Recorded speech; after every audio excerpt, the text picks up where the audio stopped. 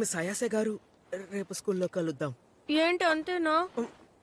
అంటే వీలైతే 4 మాటలు, కుదిరితే కప్ కాఫీ అంటారా? ఏంట్రా వదిలేసి వెళ్ళిపోతున్నా?